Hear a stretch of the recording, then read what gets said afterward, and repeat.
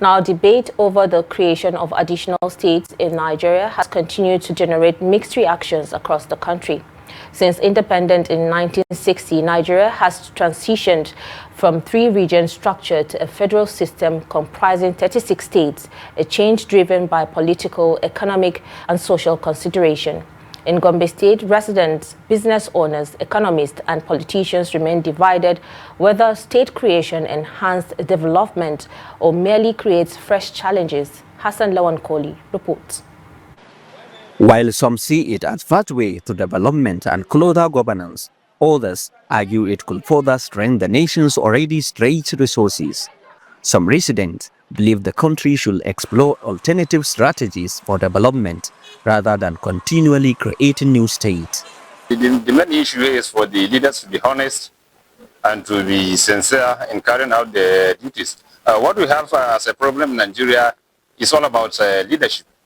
So if at all we can have leaders that can dedicate themselves, maybe leaders that can be compared with the leaders of the First Republic, I think we are good to go. But actually we have a lot of problems, maybe having leaders that would be honest enough to do the expected in terms of developmental project. Jihar Gombe ta ci gaba, sannan Najeriya ma ta ci gaba.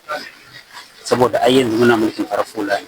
Kuma farar hula ya fi na soja ci gaba. The southern regions, particularly oil-producing areas and commercial hubs like Lagos, are often viewed as more developed. However, some public analysts argue that northern states possess abundant agricultural resources capable of matching southern development. The northern state can be able to cope up with this development in order to become the same with the southern part of the Nigeria when we focus more on agricultural products, because most of the northern Nigerians have a versatile land for farming. If we increase our productivity, our crop yield output, despite the fact that we don't have industries and other things, we must come up with the development exactly as that one we do have in the southern part of the country. Many business owners believe that while creating new states could often new markets, it may also lead to instability and duplication of administrative structures, ultimately benefiting only political office holders rather than ordinary citizens. If you ask me, I will tell you that Nigerians, honestly, I cannot see any development in human resources. No, you can see new road, new houses, new government house, everything on ground, new. But in a human being cannot see change. So most 90% of Nigeria are suffering.